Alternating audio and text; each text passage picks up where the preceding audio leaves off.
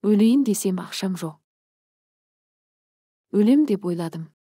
Өлгенде бекерден бекер өле салмайсың ғой, просто қатынымның жұрттың өзіңдей еркектері деген сөзі өтіп кетті де. Өзім пәтер жалдап тұрамын, айлығым жер алып, үй салуға жетпейді, қарыз деген шаш етектен. Ханым басыма шауып тұрғанда, жұрттың еркегі де бәле болды. Бәленшенің байына қараш әні деген сөзден ақ жүйкем жұқарып бітті. Қыз күнінде сіз деп сызылып тұратын сыпайы қатынымнан бұл күнде жұрнақ та қалмаған, бірдеңе айтсаң, бетіңнен алып, төсіңе шауып тұрады. Табысың мардымсыз болса, қатын екеш қатынға да абыройсыз екенсің ғой. Бәрінен құтылудың ең тиімді тәсілі өле салу еді. Бұл қатыныммен кезекті ұрыстан кейін басыма келген соңғы ой нақты шешімім болатын.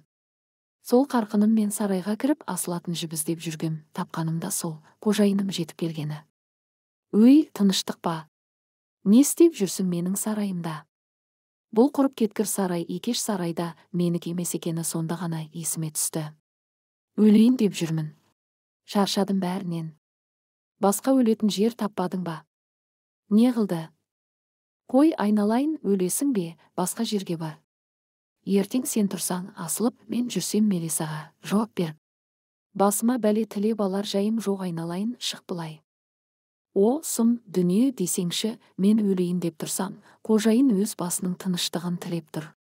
Қой, айналайын, ашуыңды бас, қазір кім жетісіп жүр дейсің деген сияқты жылы сөз күткем негізі. Аптығым басылып қалды, сонда да бой бергім келмей, ешкім мазаламайды.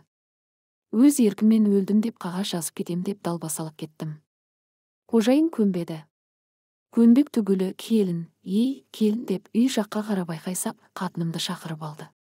Оның да ашуы оңайлықпен басыла қоймайды, шашы жалбырап, етегі далаңдап лезде жетті. Ойбай, келін, мынауың өлем дейді.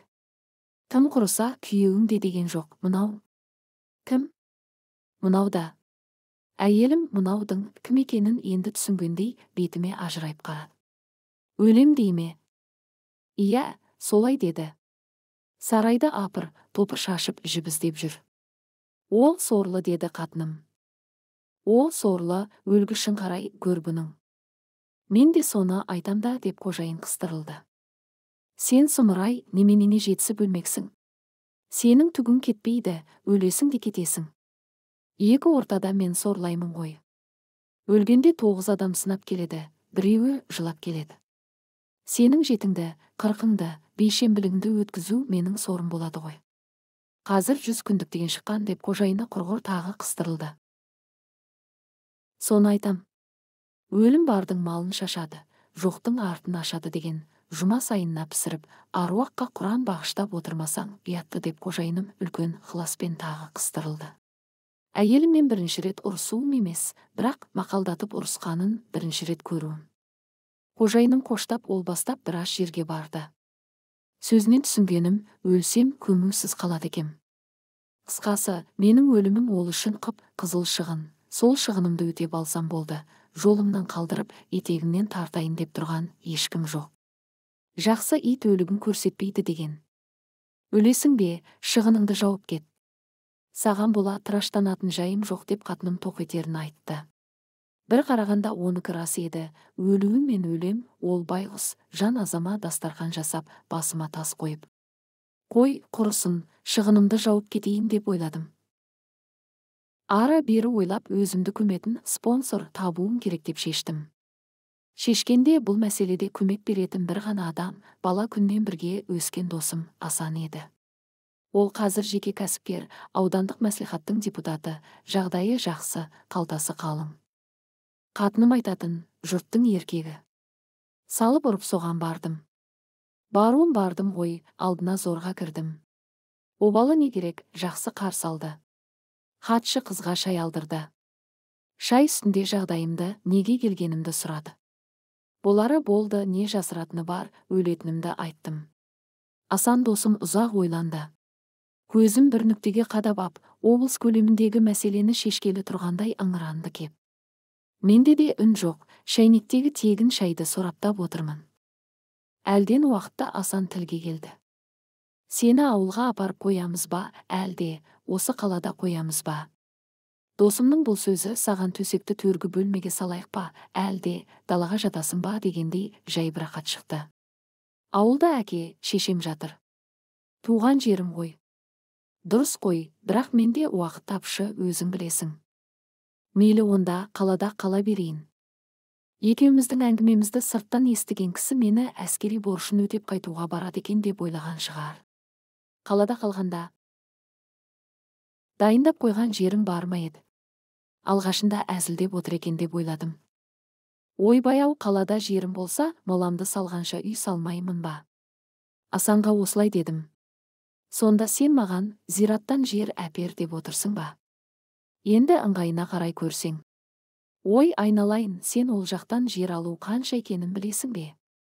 Сенің өлуің ештеңе емес, моладан жер алу керек, одан кейін қатарынан кем болмауың үшін басыңа кесене тұрғызу керек. Қысқасы, Асан досым спонсорлықтан бас тартты. Тартқанда түбегейлі емес, сен алдымен жеріңді дайындап ал. Басқасын мен көтерейін деп жомарттықтың тамаша үлгісін көрсетті. Ол да болса көңілге демеу, асылып өлетін арқанымды жоғалтып алмай тұрғанда, жататын орнымды ыңғайлап алайын деп. Қала шетіндегі молаға тарттым. Барсам, о тобай, тоба. Шынымды айтсам, өліктердің жатын жайы менен әлдеқайда ілгері екен. Осы біз қаладағы кейбір байлардың үйіне қызығамыз ғой.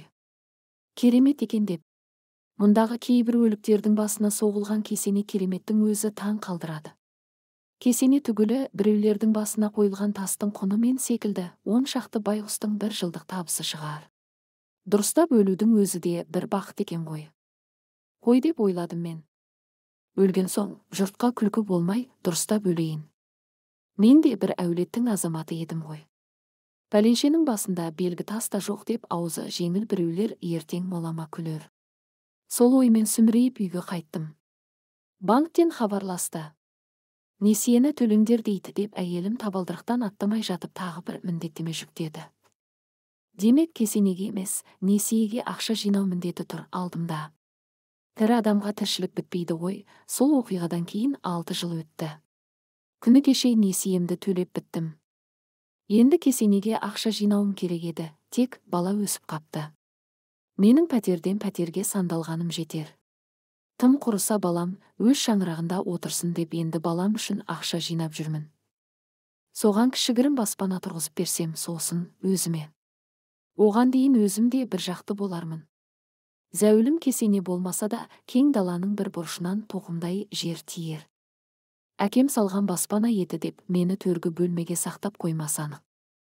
Ленин емеспін ғой. Ал әзірше өлейін десем ақшам жоқ. Менің арнама қош келдіңіздер. Менің арнама тіркеліп лайк басып пікір жазуды ұмытпаңыздар. Баршаңызға сәттілік тілеймін.